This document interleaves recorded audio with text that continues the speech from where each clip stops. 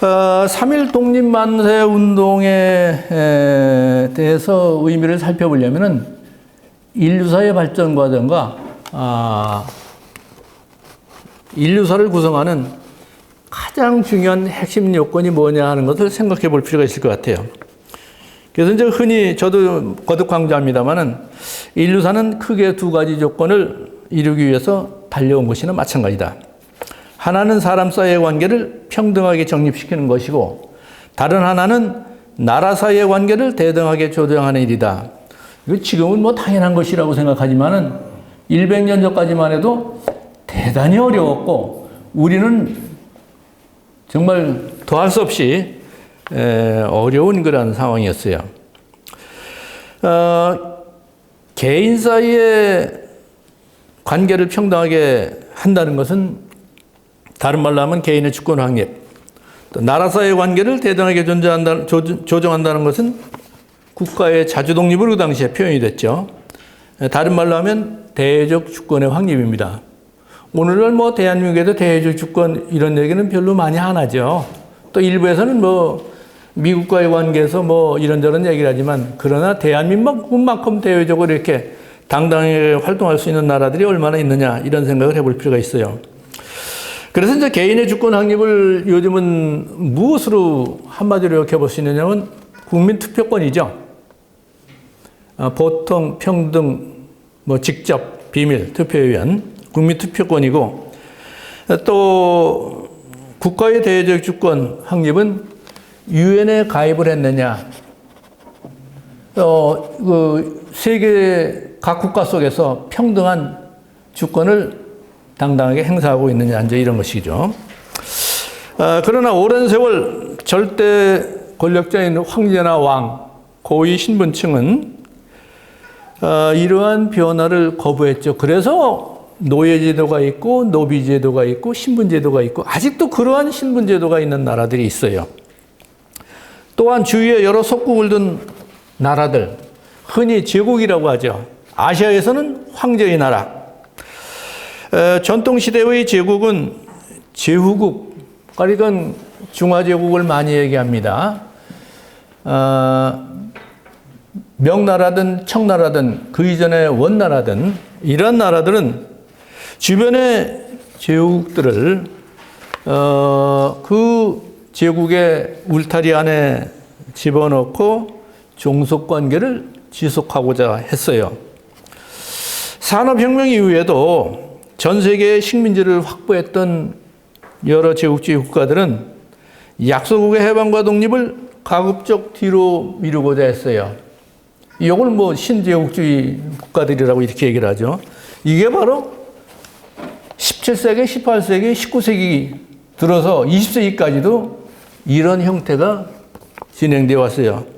뭐 하느님을 믿고 인간은 평등하다, 인류는 평등하다 다 얘기를 했어도 현실적으로는 잘 적용이 안 됐죠.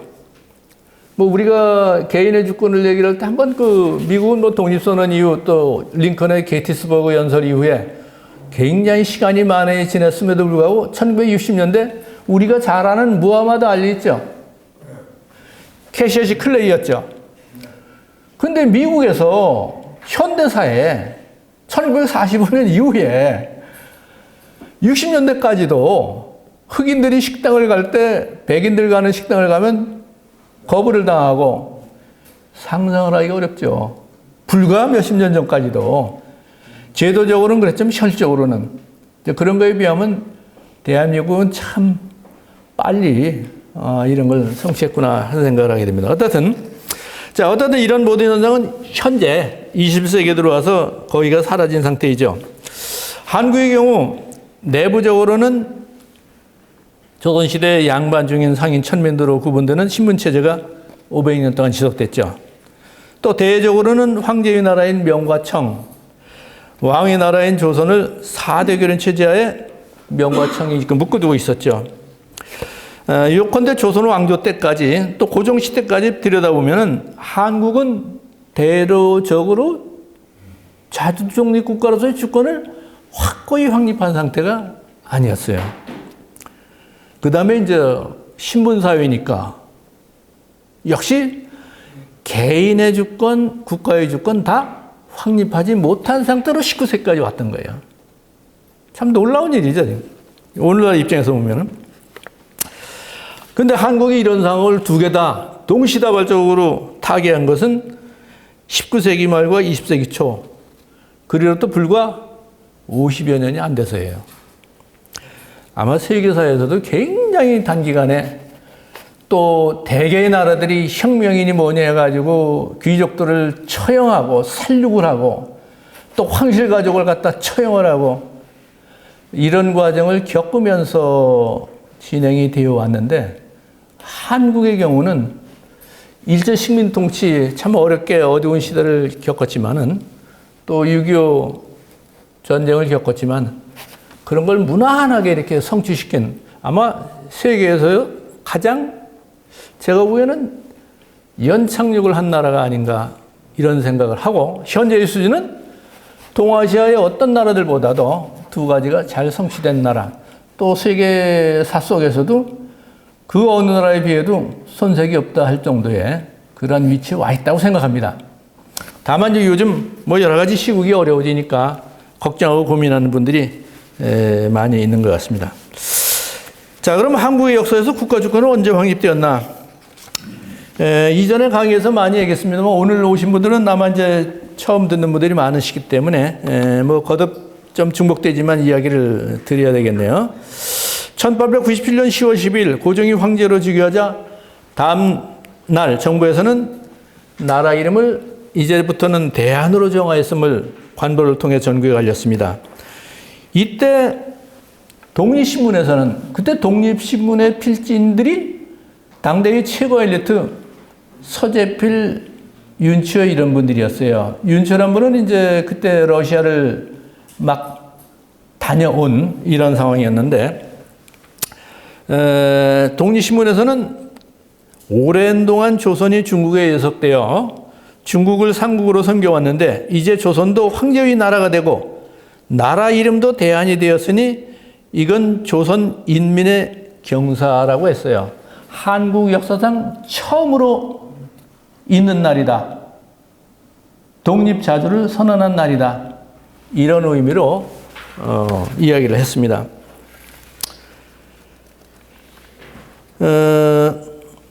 고종의 황제즉위와 대한제국 선포에 대해서 일본 물론 러시아, 프랑스 등 여러 나라들이 뭐 외교 문서를 보면은 서울의 정동 지역에서 덕수궁지변 오늘날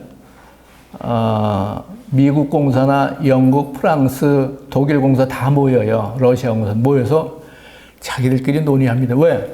국가 체제에 왜 피해 그 변화 아니에요? 이걸 가지고 어떻게 해야 되느냐. 대한제국 선포하고 나서 정부에서는 어떻게 해요? 나라 이름 바꿨어.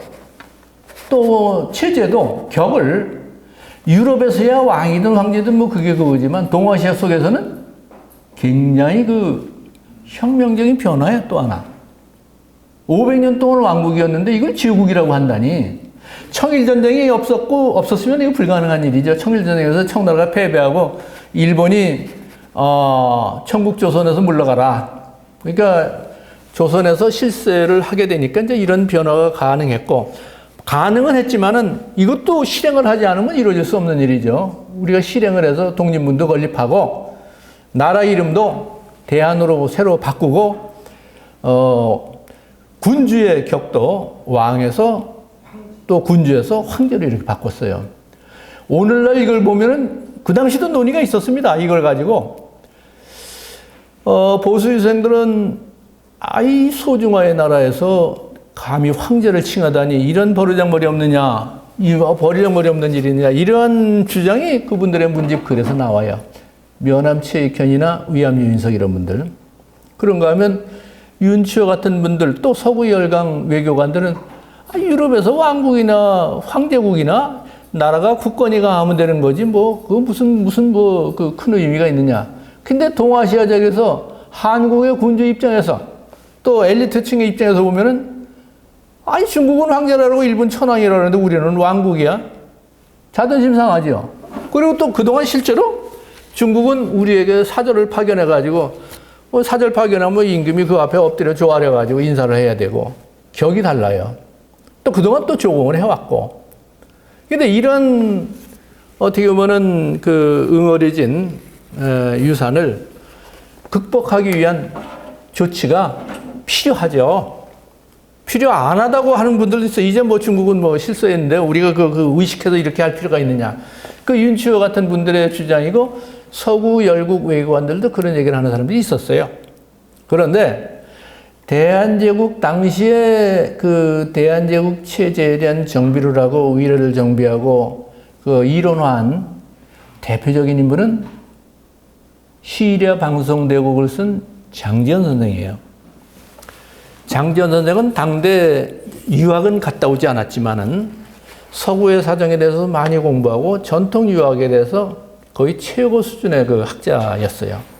이런 분들이 대한제국 문물 정비하는데 같이 가담을 하고 대한제국 관료들 중에서 엘리트들이 또 참여해서 문물 정비를 합니다. 그때 편찬해낸 것이 증보 문헌 비고입니다.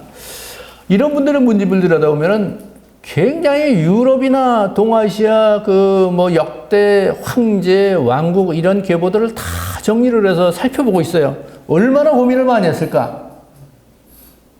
지금 우리는 아무 의미가 없다고 돌아보지 않고 그냥 한마디로 치워버리지만은 그 당시에 엘리트 지식인들은 엄청난 고민을 해서 황제 즉위식이 필요하다는 결론을 내린 겁니다. 국가의 주권 확립을 위해서, 또 국민의 의식 전환을 위해서. 그래서 이제 그 당시에 논리공은 필요하다, 필요하지 않다, 이건 망발이다. 망발이다고 한 사람은 청나라 조정에 반응하고 똑같은 거예요. 보수 유생들은 이게 감히 이렇게 하느냐. 나라에 대한 충성심은 높은데, 군주에 대한 충성심은 높은데, 대주 주권에 대한 어떤 그 개념, 인식은 조금 좀 다르지 않았나 이런 생각을 하게 됩니다. 자, 어떻든 이렇게 해서 나중에 청나라도 처음에는 반대를 하고 저것도 망자 존재다. 감히 소중화의 나라에서 황제를 칭해? 그럼 나하고 대등하다는 얘기냐? 500년 동안 조공을 해온 건 뭐냐? 이런 식으로 해서 황실에서 논란이 있었어요. 그 중에서 대표적으로 황실의 리더격인 공친왕은 이거 괘씸하기 짝이 없다. 그런데 이용장이나 여러 대신들은 세계 정세가 이렇게 바뀌고 시대가 바뀌었으니까 조선에 와 있는 천국 상인들의 이익을 보호하기 위해서라도 새로 사절을 파견하고 조약도 새로 맺고 대한제국을 인정하자. 그래서 공친왕이 죽고 나서 대한제국 선포한 지 2년 뒤에 중국의 사절이 와서 서울에서 평등한 관계의 조약을 체결했어요. 조선왕조 500년 동안 감히 쳐다보기도 어려웠던 중국과 평등한 관계에서 양국 황제의 이름으로 조약을 체결했어요. 정동 지역에서 그것이 일어났고 천국의 사절이 와서 대한제국 황제에게 머리를 조아리고 309고도 형식의 이해를 표했습니다. 이거는 명나라가